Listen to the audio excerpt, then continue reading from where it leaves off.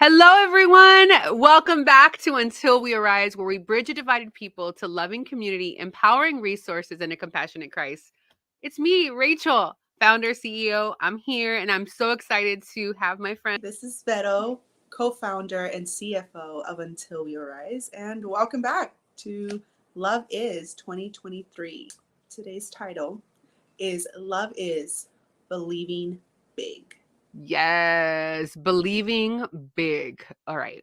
The concept of big, though, makes me think, okay, as many of you know, I just got back from a trip to the Dominican Republic, and we stayed in a beautiful resort. It was for my friend Yessie's birthday, and we just had so much fun. I felt so spoiled. God is so good.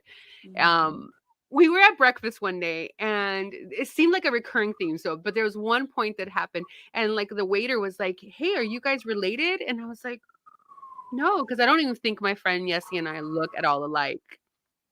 But my but we were there at breakfast, the all-inclusive place, and they were like, "You are not related?" And I'm like, No, we're not related." And he's like, "Oh, because you're both kind of big." And I was like, Excuse me? now this is all happening in Spanish, right? He's like, No, but he's smiling Son like it's grande? big. I don't remember, like I forget how he said it, right? And he like goes away, pours his coffee, and me and Yessie are like, "What the heck?" But he looked like happy as the day. Like I was like, how dare he just come over here? And then I'm like, he comes back because of course for some reason I'm drinking 4 cups of coffee in DR. Like I don't know what's wrong with me. So I'm getting my third cup of coffee, and he's like, no, son grandes como fuertes. But he says it like strong. And I'm like smiling like that's a good thing. And I'm like, and it's funny because I also went ziplining for the first time, and I totally freaked out. It was not a good look. I cried on the zip line because, but all of the tour guides they were also, and they just kept on commenting on like, "Where are you from? Why are you so tall? Why are you so big?" And I'm like, "What the heck?" I'm like, "This is very much a lot." But I actually left Dominican Republic super confident that big was good. Uh, they did not seem at all deterred by the bigness, and I don't know. I don't know if you have any experience or what you comes to your mind when you think of big.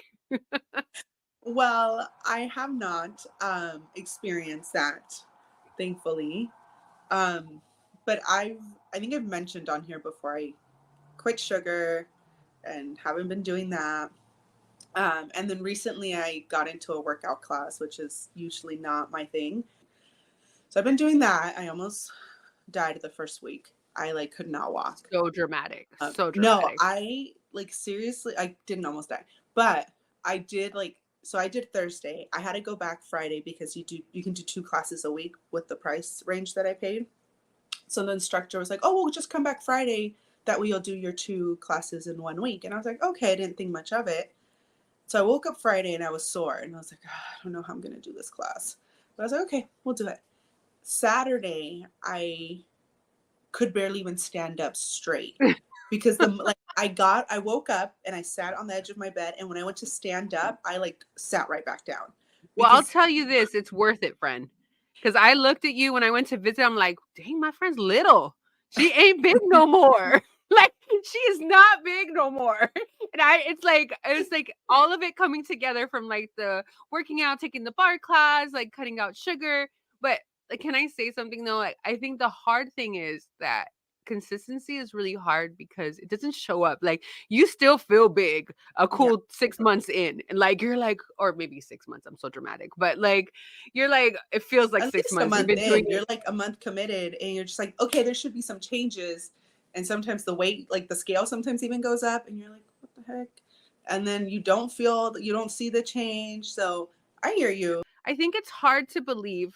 Let's just go into the topic. I think it's hard to believe big for things when Mhm. you can't see like the results, when like time has passed and you're waiting and you're hoping that something's going to change and nothing changes. Circumstances start to look worse, like you said. Like you get on the scale and the scale goes up, And I'm like, "What the heck? I've been lifting, I've been, like, exercising, I've been not eating sugar," and then, like, you see somebody else and they're like, "Oh, just, like, losing weight because they stopped drinking soda," and I'm like, "I haven't drank soda in 10 years." Like, uh, but it can start to hinder your faith, and you're like, "Why am I even doing this?" And it's easy to give up.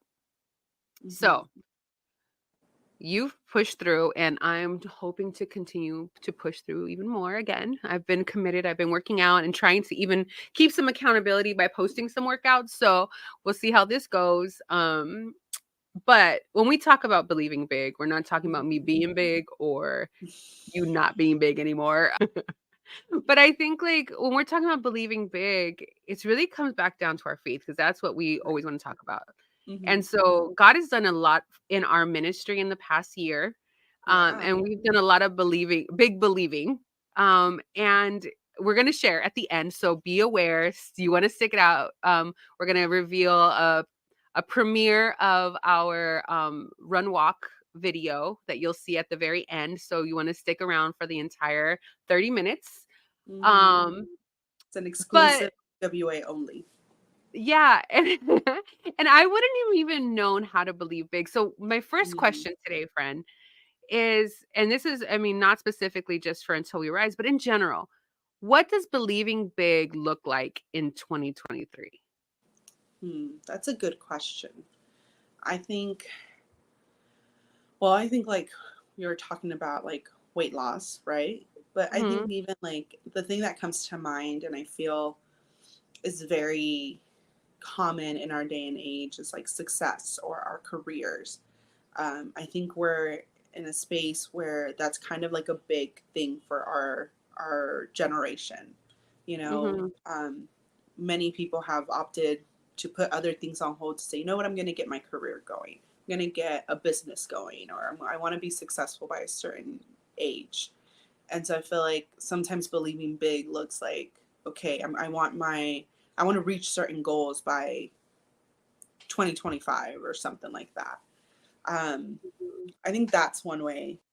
I think for me, like, cause I when I think about believing big, when we were talking about and preparing for this topic, I'm like, yeah, like we can go to old Bible stories, right? Like Joshua was believing big for those walls to come down, or Mm-hmm. Sarah was believing big for her baby to come, or, you know, like all the different Bible stories, believing big for some kind of big, huge miracle. But for me, it feels kind of disconnected.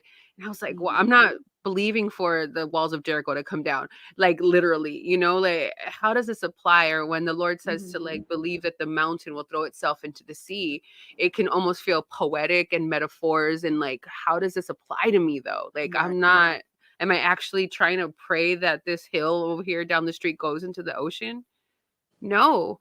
And so, but what I do think and I gather is like almost like believing big means that in my brain, it's believing for the impossible, believing for Mm-hmm. what seems like all the odds are against it, Right. right? Like believing even though all the facts, all of the things that line up seem like it's a no.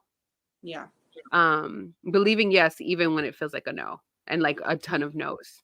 Like I think that, I mean, some of the Bible stories are easy to compare. Like, there are things like Sarah believing for a child. Like a lot of people are believing for Right. children. Um but it's especially challenging when you're believing for children at a certain age, like, and it's like, Mm-hmm.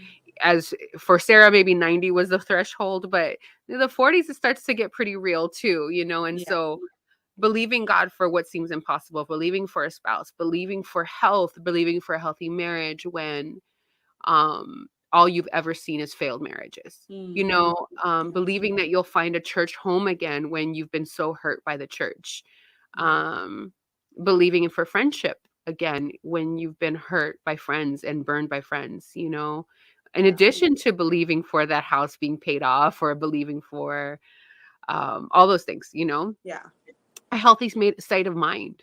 Mm-hmm. Um, yeah. So those are some of the things I think of when we talk about believing big. Yeah. And I just want to know, like, you're talking about how sometimes it looks impossible, but I want to say, like, sometimes it is impossible. Mm. Because if you think of, um, Hmm.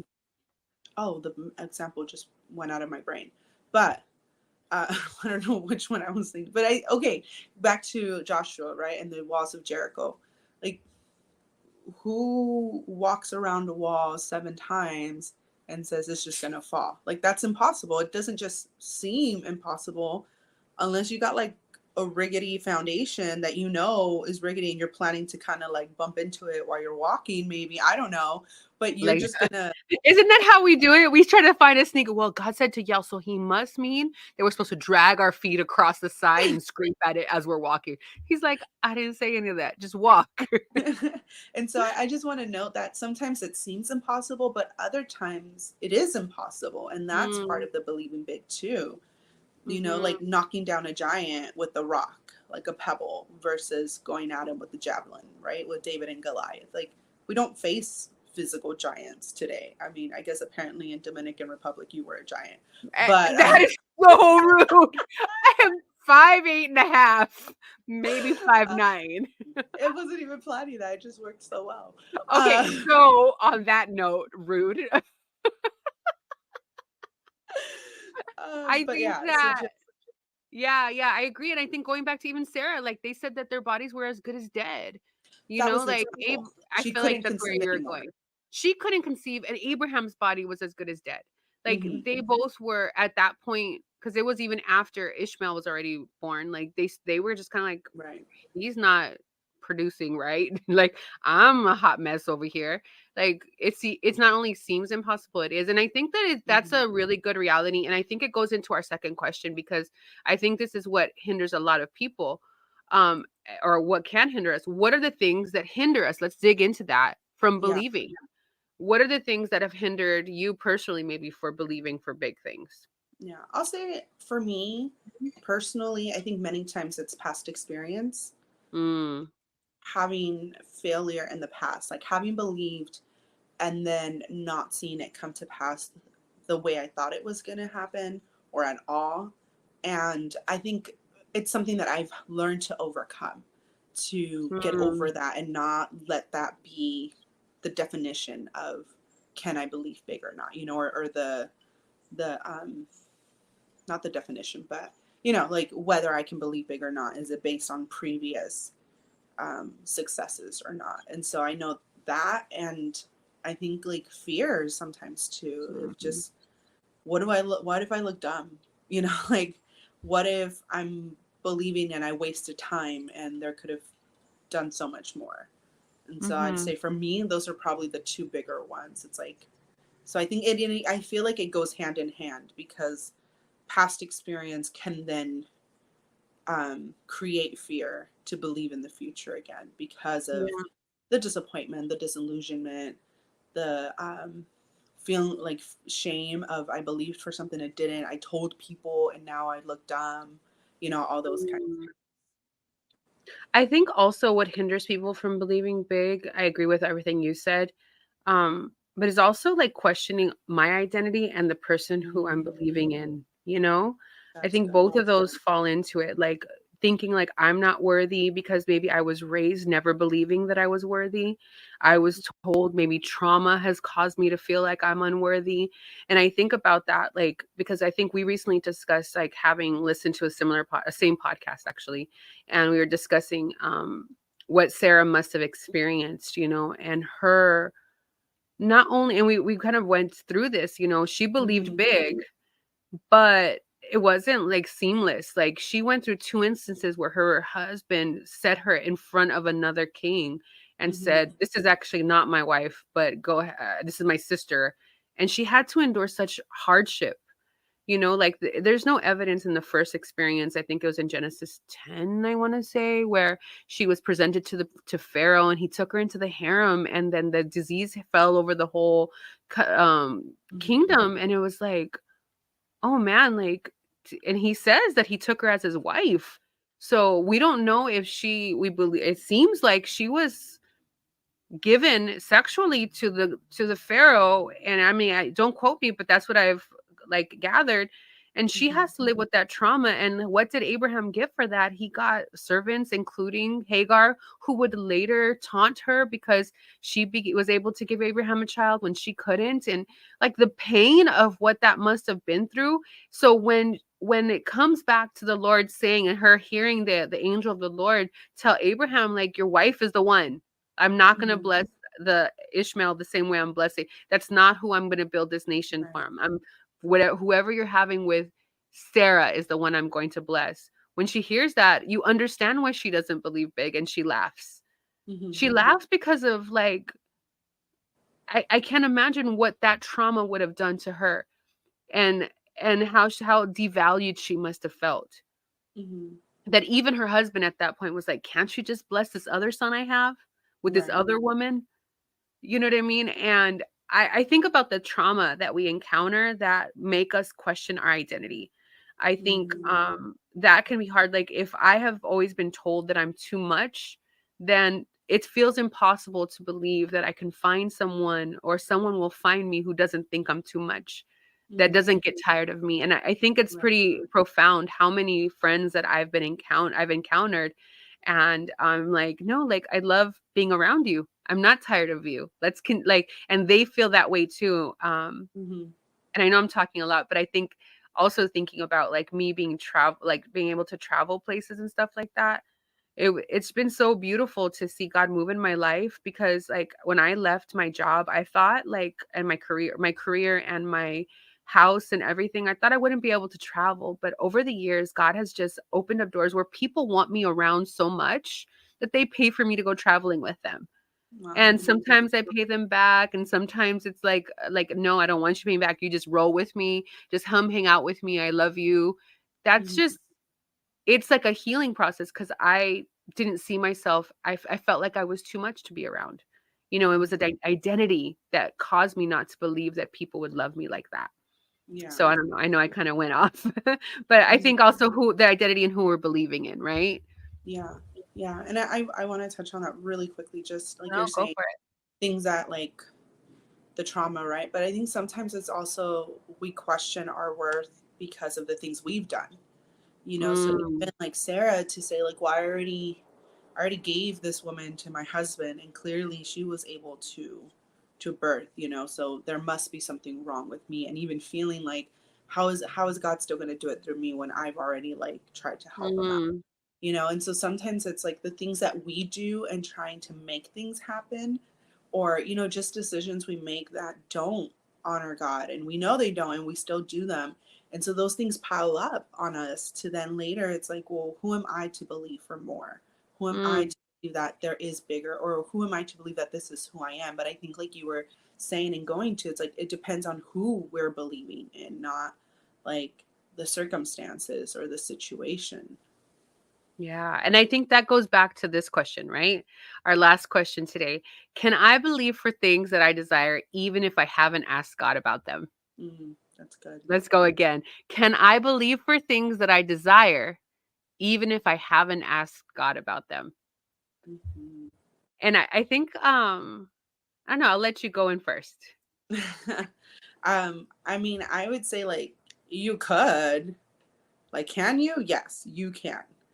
But what I believe is, I think we were talking about this, but just there's things God has prepared for you. Like the word says that before any one of our days were, like any one of our days have come to pass, he already established them all. Like he already knew them, and there's things that he prepared for us to do and walk in.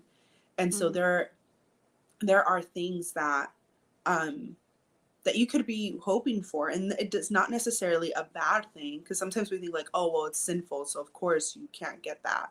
But sometimes it's not. It's just not a part of what God has planned for you.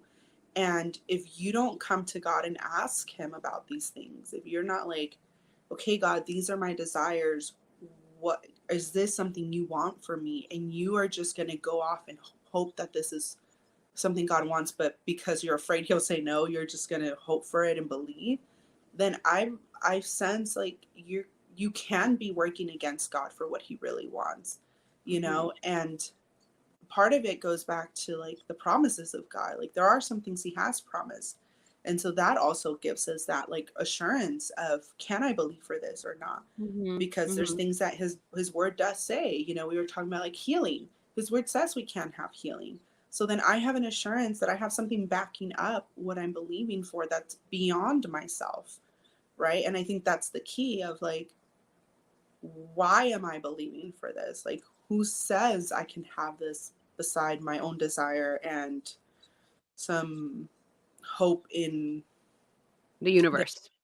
or in the universe that I'm going to get this, you know? And so for me, I've always go back to, well, what does the word say? What is God telling me in this situation? Because once I know what he says, then I have somewhere to anchor this hope and this faith of what I'm Yeah. believing for.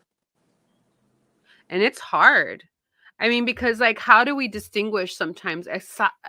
It's hard to distinguish what is something that's good that I really, really want versus something that's, how do I say this? Something good that I really, really want versus what God wants for me. Mm-hmm. And saying, and it's hard because sometimes like there are things that we know obviously like I want that person, but it's not for me because he is married to somebody else. Like, right? Right. Like that's clear. Like Very that's like clear cut. no. I mean, it seems clear, you know, but for me it's very clear. Right. And then we have like, okay, I want this guy, just going with the dating thing. He's not married to somebody else. He is a Christian. He seems to have all the things I desire. However, God's like, he's not the one. But there's nothing wrong with him. There's nothing on the like everything says, like you said that you want, he's not the one and it's not the time, Rachel. And I'm like, And he likes you. and he likes me. But it's not the one, it's not the time, and it's nothing in the word that says no. It's Right. except God's like, that's not the one. And if you keep on pushing up that tree, then you're going to end up having the tree fall on you because it's not Mm. where I'm calling you, you Yeah. know, and it's hard. It's hard because I can, it's like, it's been a, there's so many things I'm trying not to, it's like you believe for things and I believe for things. And I'm like, okay, Lord, I want certain things to happen in my life. And I'm believing that you said yes, but I don't see the Mm. fruit. Mm. I am believing for this. It's kind of like you're believing for a healing and you've done everything that God said. And the word says that we should believe for healing and the healing's ours. Right. And because maybe we've seen people we prayed for die, we've seen people walk for hundreds, for 20, 30 years with an illness and never find healing and die before they get healed. You know, Mm. and we're like, God, but we believed. What happened? Yeah. And so we now sit in a place of saying, God, like, I'm believing now. How do I now believe for this healing? How do I believe for this big thing, for this marriage, for this healing, for this reduction of my debt? Like, how do I believe for this when I'm not confident in who I am? I have already have all these burned bridges, this disappointment. I've built this whole wall up myself that shows that I'm not worthy of it, that I've made mistakes. And so if I do it your way, I don't think that you're gonna be on my side because I'm already an enemy of God Mm. because of my own shame, right? Mm-hmm. Like I build this up, like I've gone too far. I've sinned too much. And I think it goes back to like, hold up, like the thing that changes everything is not the promise, not me, but who the promiser is. And I think that's the key. Yeah. How do we continue to believe big? How do we get past all of this? We believe big because the one who promised is faithful. And I think Right. it was in Hebrews chapter 11 we discussed it before we got on the call. Right. Um Sarah, right? Hebrews Mm-hmm. chapter 11. Do you have Verse that up 11. on your? Yeah, I can. I think it's still on my. Yeah. go ahead. Uh, by faith, Sarah herself received power to conceive, even when she was past the age, since she considered him faithful who had promised. And who had promised? Not her God. husband. Yeah, it Right. wasn't her husband. It wasn't just like what happens to women her age. It wasn't any, it was God. He Mm-hmm. promised it. And Yep. so because she was able to see the fruit from it, and I think like it's hard when we're in the middle of it and our temper or our like patience is short. Our patience is very short because we find ourselves like in week month 1 month 1 week 2 weeks into our workouts not seeing results, a month into our workouts and we don't feel as thin or as strong as we thought we would be by then, Right. whatever it is, our workout of our faith, whatever it is, and we're like, what, I must be wrong. This is Mm-hmm. not working. I can't do intermittent fasting. I can't, it doesn't work for me. These drinks don't work for me or whatever. Mm-hmm. My faith, my prayer, my fasting doesn't work. Mm-hmm. This whole thing of going to church is not working. I'm still sad. I'm still lonely. I'm still single. I'm still barren. My ministry's not taking off and I don't understand why. I've done everything and the Lord is like, okay, can you hold on to me Mm-hmm. more than you're holding on to the evidence that you see in front of you? Yeah, that's good. And that's really hard. Mm-hmm. But how do we believe big? We Mm-hmm. believe in Yeah. the person who promised. And he promises us, and it maybe I think that the challenge is when it comes to things like the promises, that the things we want to believe for, that we just want to manifest, and like Mm-hmm. things we like that we haven't asked God about, versus the things that he's promised, is being close to him more than we are to the things that we see in this world that we want to grasp, or even the things that we feel in our bodies. Like Mm-hmm. he's like, I want you to want me more and know me more than any of those things. Right. Yeah, that's good. Yeah, I think that's what changes everything is who we're believing in, because it goes back to like having that backup, right? Like having that assurance of how do I know I can believe for this? How do I know this is really going to happen? Or even when the years go by and it hasn't, what makes you keep holding on? When people are like, dude, just give that up. It's not going to happen, or they think you're crazy, but that's what holds you tight is knowing who made the promise because he's faithful, like it says she considered him faithful who promised. And so it's us considering him faithful. Yeah.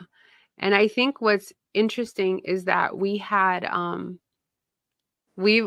great miracle happen for us and Until We Rise this year, and it was called Elia's Run Walk LA, which happened on June 24th, 2023. And I want you to tell me just briefly about it because I'm about to show the world premiere of our little 2.5 minute snippet of the day. So would you tell us what was your experience like? Because for us, it was believing big. This is bigger than our organization can really afford to do on our own strength. So how Yeah. how how was Elia's Run Walk believing big for you? For me, I mean, I'll say I feel like I'm speaking for both of us, but for me, it started before we like even deciding to, because we got it through a grant. Thankfully, we're able to put this together because we received this grant, but we were unsure if we should even apply. We were, do we do this? Do we not? This could help us do this. And it felt like there's a lot of work that's going to have to go into this just even to apply. So should we even spend that time? And I remember just being like, well, let's pray about it. Let's pray about it and let the Lord guide us. And if he says yes, even if it seems impossible or is impossible, like it's going to happen, because if he says yes, then we have that assurance. And so we felt yes, and we went forward, and just how he began to align things for us with even as we were applying and bringing us to a park that could happen and connecting us with another organization that could help us put this together. And for me, seeing that in the beginning was that like preview, I guess you could say, of, oh, this is ours. God Mm-hmm. has said this. God has told us yes. We're not applying because we had a whim or because we thought it would be nice to do something like this, or the idea came up before of doing some kind of fundraising walk. So there was that. And then when we got the email, or when I got the email that we had been approved, I was like I was waiting for it. And so honestly, there is a part of me that it's like, we're gonna get this. God said this, but at the same time, I was like, but are we really going to get this? You know? And so when we got it, it was just that confirmation. And what I'll say for me is when I shared with another mutual friend of ours about this miracle, because that's what it felt like, man, we were led by God to apply to this, and he gave it to us. She brought up a scripture, and I don't remember where it's at, but it talked about where it says, like, God confirmed the work of our hands. And she Mhm. said, God is confirming the work of your hands. And honestly, that scripture is what kept me throughout the different little phases of like, we haven't gotten that first payment.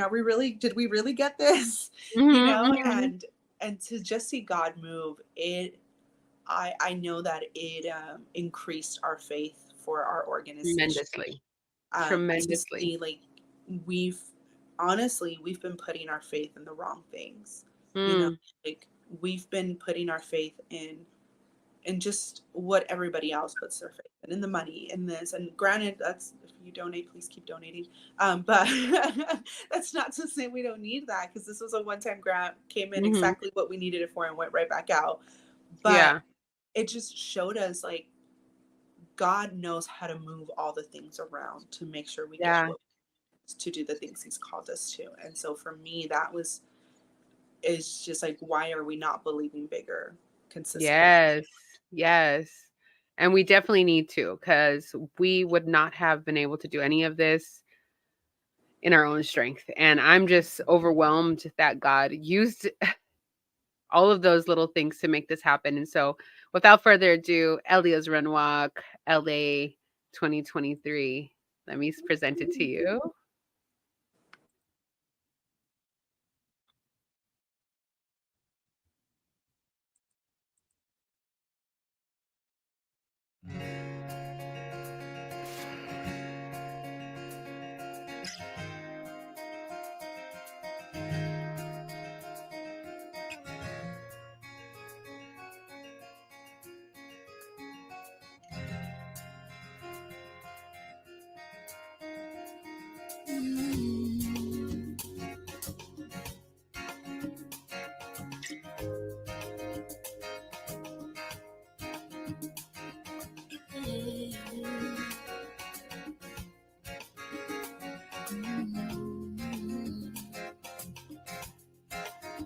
Slow down,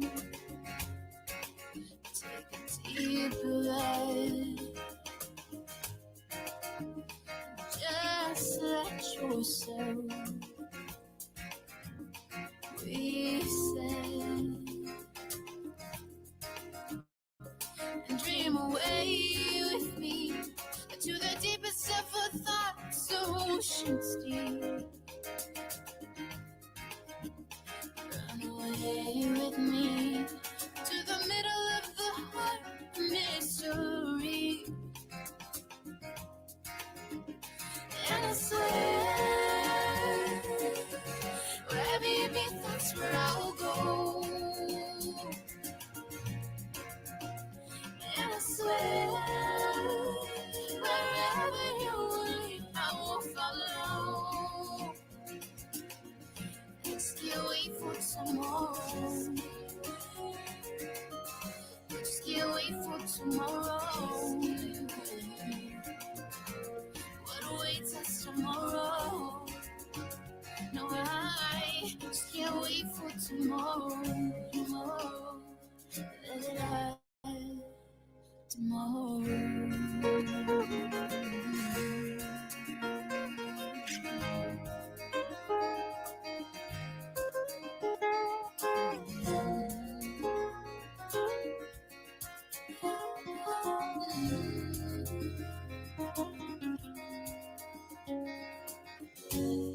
I can feel it in your chest. I hear the call and fall. Slowly to your stride, moving carefully up. Trust takes all of me, and there is nothing I can hide. What a beautiful time that was. And so, as I as I look at that, I just want to say, continue to believe big. because God has bigger things in store for us than we could even imagine. For me, being able to look back and see God's goodness in something that I truly didn't even believe for. I kind of like Sarah laughed when Vero sent me the text. I was like, prove it. Like, forward me the email. I don't believe you that we got this huge grant that was going to cover this cost for us. Like, and then I didn't believe we could do it. I just did it anyway. But I feel like God is like, it's time for you to start believing. Don't look at the things you see. Don't look at the things that you think you can make happen. Trust the person who promised. Trust the person who has guided you to this point, and trust the person who loves you. So, without further ado, friend, what happens until we arise? Until we arrive, what won't change in your life, in your family, in your community, or in the world? Until we rise. Until we rise.